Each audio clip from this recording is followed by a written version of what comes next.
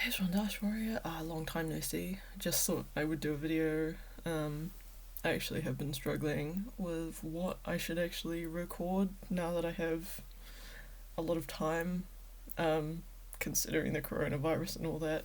Um, and then I thought up of my experience with this really crazy uh, interview boss lady owner of this call center place. Yeah, so not only is the state of YouTube just really horrific, just kind of allegations, like sexual allegations and stuff like that with Onision and Davy Vanity, um, just a whole, just heaping, steaming pile of poop, just kind of snowballed effect into one. Like, if I don't know, like I've kind of just been gone off the platform for a long time. Like I don't kind of keep up to date with the news on with YouTube stuff anymore. Usually I just go on Keemstar, but that kind of lost its value after I found him defending a man that waited until a woman was 18, then he had sex with her. Okay, no, may as well just say it. So basically, Onision adopted someone that came out of a broken home, which was 16, and then waited until she was 18, and then slept with her, and then kicked her out. Like, he was in an open relationship with his now husband. Like, yeah, it's, I don't know, some people still call him Kai, some people, yes, like, I don't really care. I, have no issue with open relationships, like, if someone identifies themselves as trans, like, I don't care. The point of the fact is just he's kind of supporting someone that is just allegedly a creep, and I can't remember which other YouTuber has said it, but if Chris Hansen is pursuing you, that should kind of ring some alarm bells internally. Yeah. Oh, in case if anyone's wondering why I'm in a bathrobe, because coronavirus and what's the point? Yeah. Usually I used to wear, like, oh my goodness, when back in the old days of YouTube, I used to spend 2 hours putting on makeup just so I could do a video. It was insane. Yeah, I found myself, like, now that I don't have to focus on like how I look or anything like that. Like, I don't know. I feel like it gets to a certain point when you're almost 29, and if you're still kind of fixated on how you're being kind of perceived aesthetically, you might have a long way to go with your self-esteem and stuff. But yeah, no, like, basically, just onto the point. Um, so currently, just to keep everyone on board of like what I'm doing in my life, or before the whole outbreak happened. So I actually applied to study communication management at Massey University. I'm doing that distance because I thought my mum would come over in March. And obviously that didn't happen. Yeah, I think I talked to her like a few days ago. Well, I messaged her, and then from Thailand. And then I did get the best volunteering uh, gig or role I ever got from this volunteering site. So I used to go on, what was it called? It's called Northern Volunteering, and they usually have places or organizations that are looking for volunteers. And just my luck, I actually got a volunteer gig as a visitor host. No, I'm not a visitor host. So I'm visitor experience for the Whangarei Art Museum, and like that has been kind of my dream because I don't know if anyone knows, I really am passionate about art, and yeah, like they had their reservations about me because apparently they had about 12 people apply for this role, and then only I think three or four managed to just keep up with the commitment or with the dedication. Well, I just happened to be one of them. I think someone said one of them quit because they had their kind of preconceived notions on how to actually run the gallery and stuff like that, and their whole kind of their aim was to make the museum more approachable to the public. They didn't want to appear as this like snooty kind of upper crust or upper class kind of place to cater, people that weren't like peasants or whatever. It's actually just a really chill, kind of down to earth vibe. Yeah. Like you do, you don't tell off the kids, unless they're doing something really drastic. But like they're trying to kind of accommodate to kids and just the locals in the area. They're just trying not to make it kind of they're just trying to cut the stuck up vibe associated with most galleries, and I think that's awesome because like in Whangarei it's, well, I guess in New Zealand in general, we're really laid back, so I thought like what they were doing was awesome. Like I have no experience with running a gallery or kind of with gallery studies or anything, even though I was supposed to do that before the whole thing happened.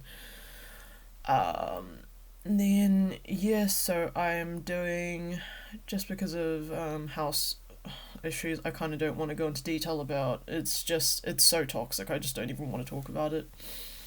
I will just say this. This is one of the few times that the house is completely quiet, and I say that because it is, what is the time? 2 o'clock in the morning.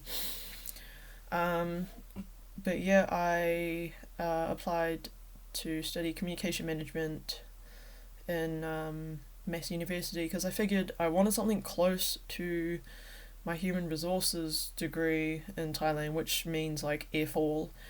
And then I didn't want to do human resources again because I couldn't stomach another, like, just the next 3 years just kind of doing something I didn't care about again.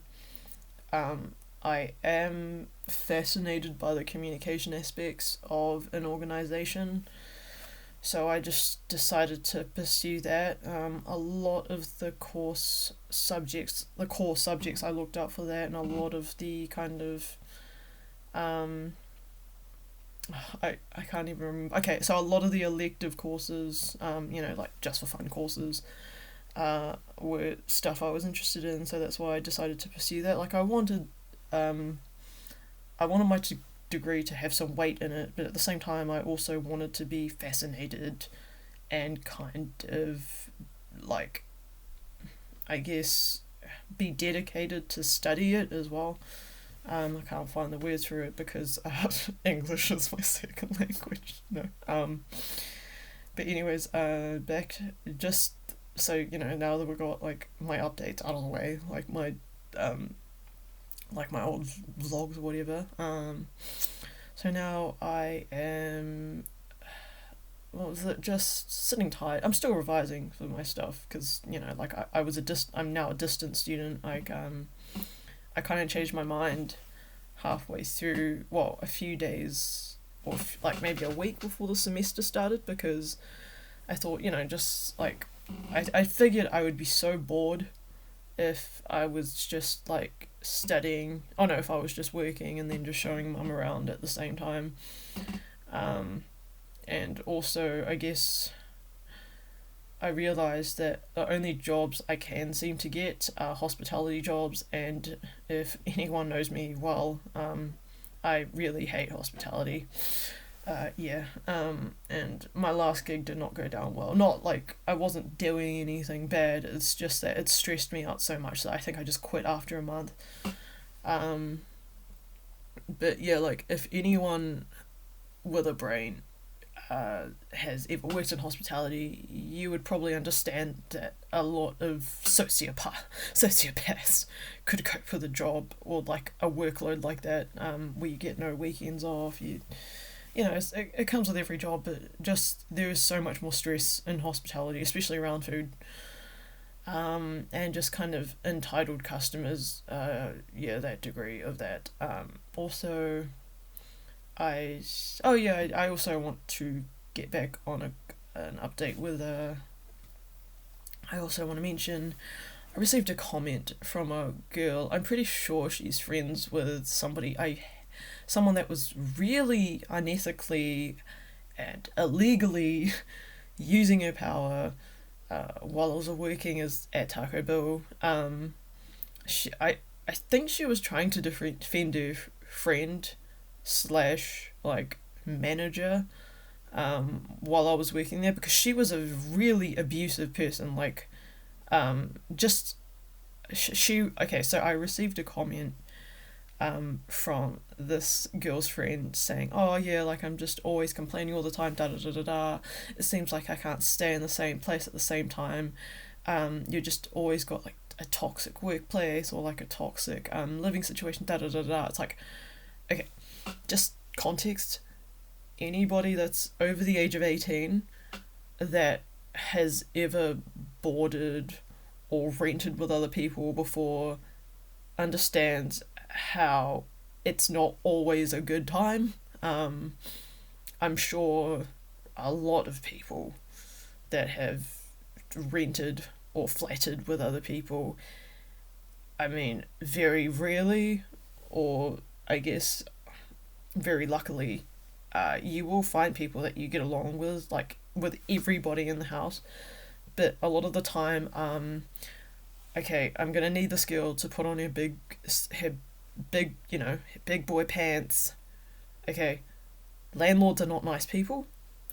A lot of flatmates do not always comply with the tenancy agreement.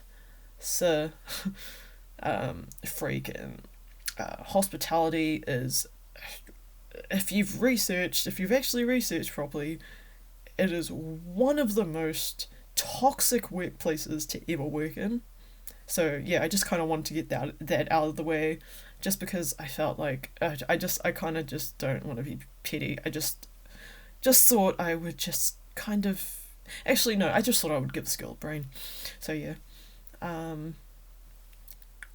back to what I was actually talking about. If this has gone on for 13 minutes now, this is actually supposed to be a really short video about like my time, about like what I was supposed to about my interview. So basically,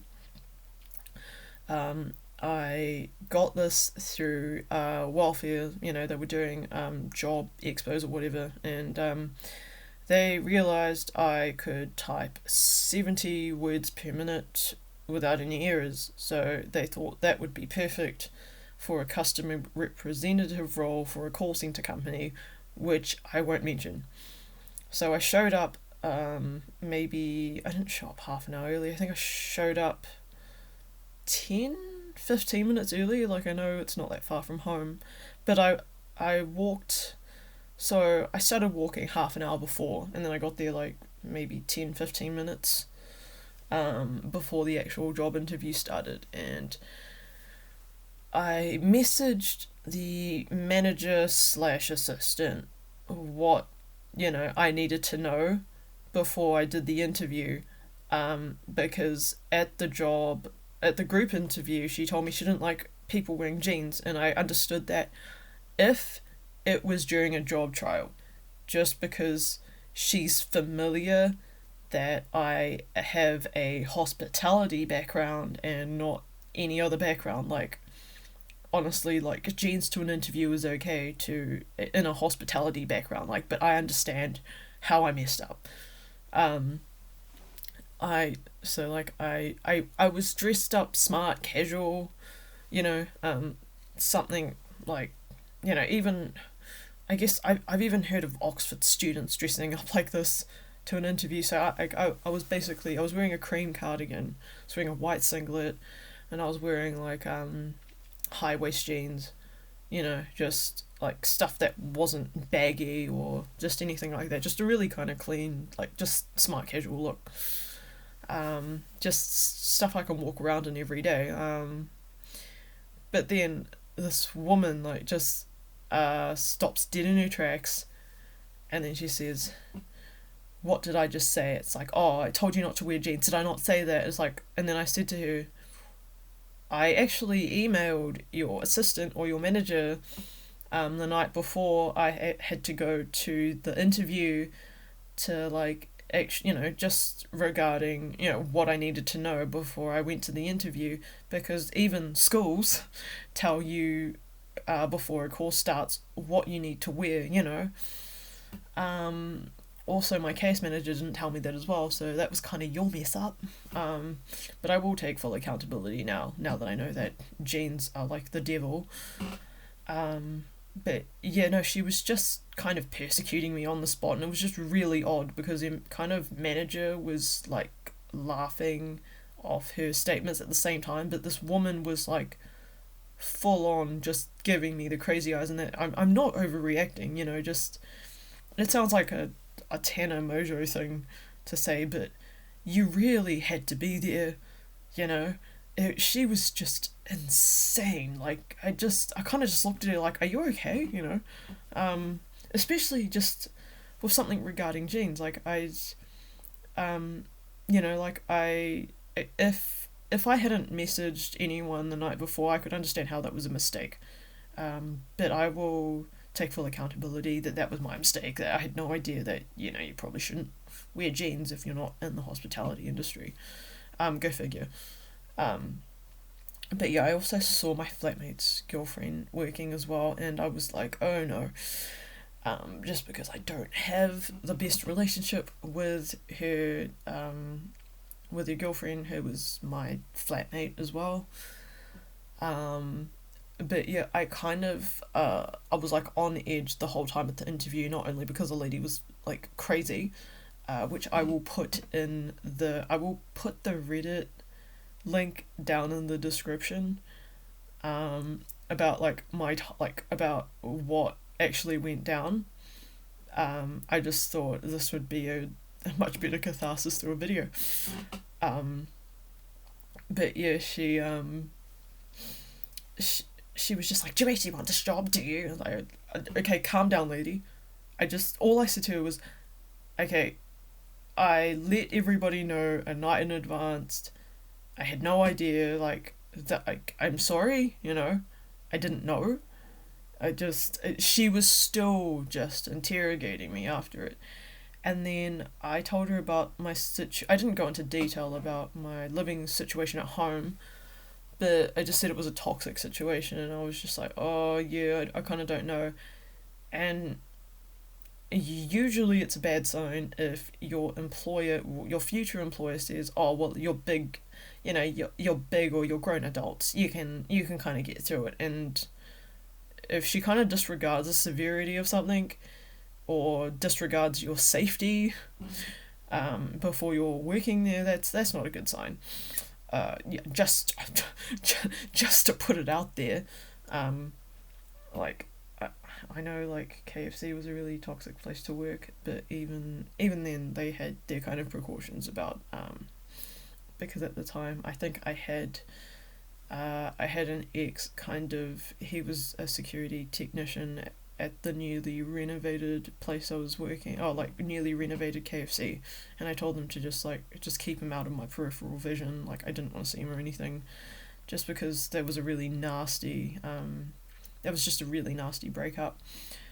And yeah, they understood, and they went out of their way to just keep me safe. And but this woman, she was just like, "Oh well, you're grown adults, you can get over it, da da da da." And it's like, "Oh well, like if you're gonna move out anyways, I really don't see the point." It's like, yeah, that's a good first impression. And then she just said, "Oh, we just," and then she switches back to her kind of positive demeanor. It was really kind of passive aggressive. It was kind of like Regina George, she gave me that Regina George vibe where she thought she was the queen bee, and it just something kind of got to her head, and I kind of don't know what it was. Probably the fact that she owns the company, but she just kind of she was just really she just switched back to her chirpy demeanor from when she was doing her first group interview with us, and it was such a creepy transition. Like, I can't explain it. It's just like, you know how people say sociopaths are like chameleons or chameleons, and they can kind of switch like from one attitude to the next, and it's just so creepy to look at directly. It was like that. I'm not a psychiatrist, and I'm not saying she's a sociopath or anything, but that's the only way I could describe it. And if you've ever kind of been in that position where you watch one person switch from one extreme emotion to the next to like happy, it's just so freaky and bizarre and surreal. Like, you kind of question the person's well-being. So, and then besides that, I was just telling her about just my background in hospitality, because she was looking through my CV, and I just told her I was volunteering at the Whangarei Art Museum. She this is when she just switches back to her kind of weird, just psychoanalytic behavior. She's just like, so do you think you're a good volunteer there? Like, do you think you're good at working with people? Like, do you like, would people consider you like really good with people, really good visitors, or really good with customers? I'm like, okay, just calm down, just breathe. I just kind of looked at her like, because she told me to just like catch my breath, just relax a bit. And she did say, "Oh, it's alright. People get used to me," and that just got me taken more aback, and then just to be hit with that, just I'm just paraphrasing, by the way, but that's how I felt. I was just like, well, I'd like to think that I'm a good host. I kind of go out of my way to not tread on people's toes. If there is an issue that people have with me, it's pretty obvious.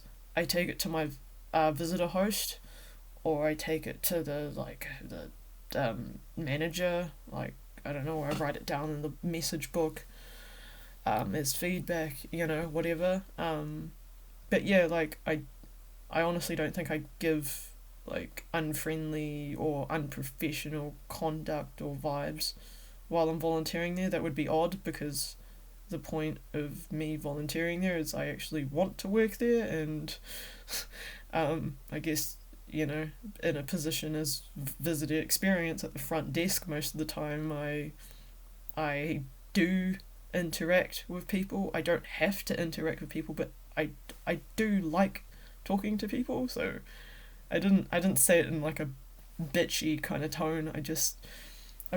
All I said was, well, I'd like to think that I'm a good visitor experience person at the front desk. I'd like to think I'm good at the front desk, because I don't know, just usually I just do what everyone else does. If someone has any issues with me, which they haven't, I will just take it to my visitor host or my supervisor or whoever's just working there at the time.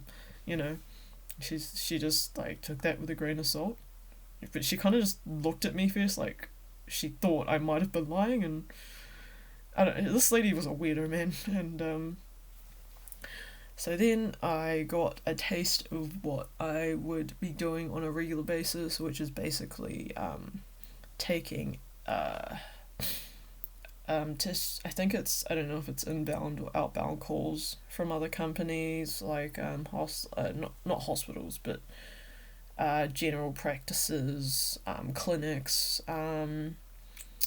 mechanic shops, just any companies receiving a high volume of people, and you basically had to take down the information while you're talking to them, and then I guess just I guess answering people on call while you're typing out their information and then transferring them. Um, I was basically watching this woman multitask like 5 things at once, and then my boss just said, "Oh yeah, so how'd you find it?" It's like, "Yeah, good." And she's like, "Obviously, we won't ask you to do that on the first day." It's like, huh, yeah, that's even if you get me on the first day. Like, I was just kind of thinking that in my head. It's just like, just judging by everything that I've just experienced in a span of like 10 minutes, probably unlikely, but I kind of just was just respectful, was just kind of listening to her. And she just said, "Obviously, we don't expect you to do that in a day, but yeah, how did you find it?" I said, "Well, I would hope not. Like, I expected the manager slash assistant to do her job well, otherwise I would kind of question her if she didn't do her job that fast or that thorough or efficiently." And then they just laughed. And then once again, she just reiterated like how much she hated jeans and how she was taught to never wear jeans because everyone was wearing black pants and stuff. And I just gave her a weird look and I was like, "Sweatpants?" And then she goes, "Oh, if you'd worn sweatpants, I would have just asked you to go home and get changed." And but yeah, like I also forgot to mention while I was watching this woman kind of take calls and just give me a gist of what it would be like on a day-to-day basis, she took my flatmate's girlfriend aside and then talked to her.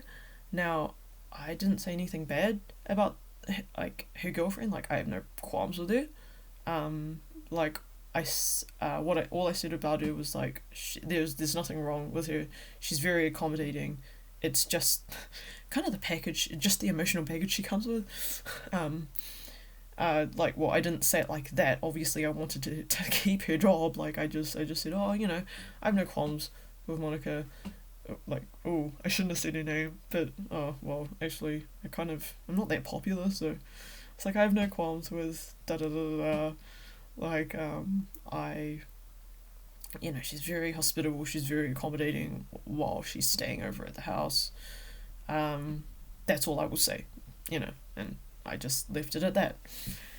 And then I think the assistant slash manager commented, "Oh, like, she's just really." Oh, actually, the manager, like, no, the boss even said, "Oh yeah, you don't need to worry about her. She's kind of like a pushover." It's like, wow, just the fact that your own boss says that about you. Yeah, yeah.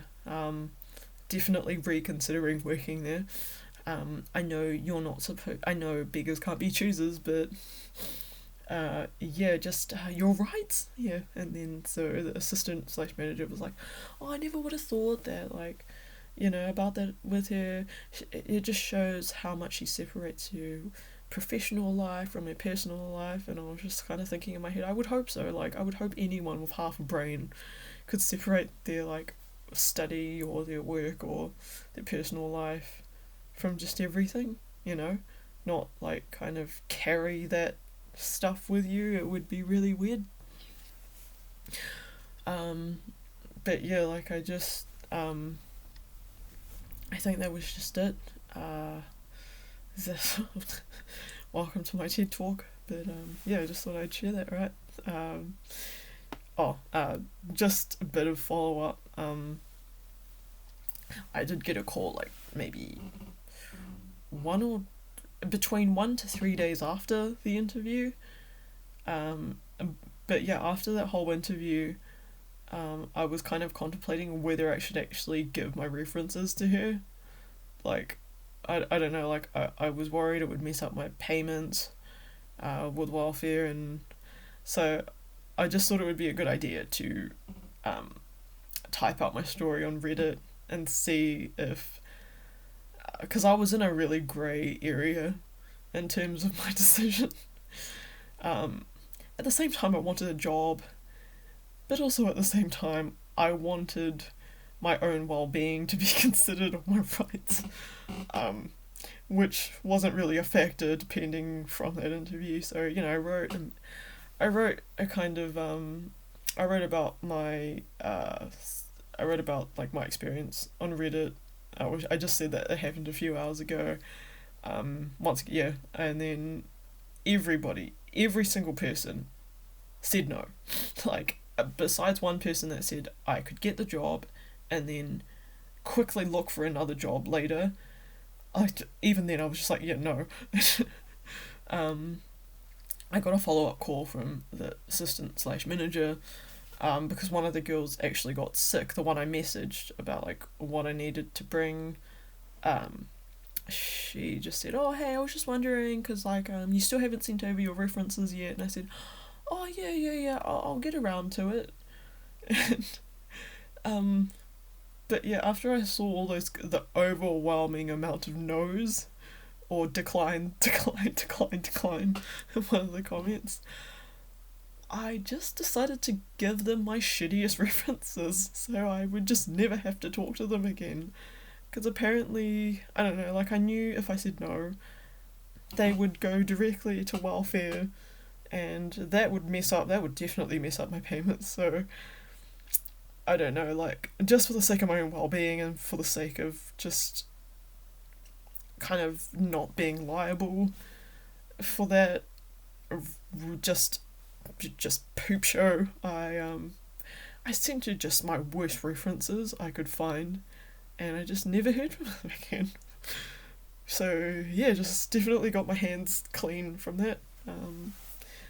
But yeah, this has been my TED talk as Angelica, I don't know her full name, Oles or Oles, I don't know, says, because I do watch a few of her videos as well.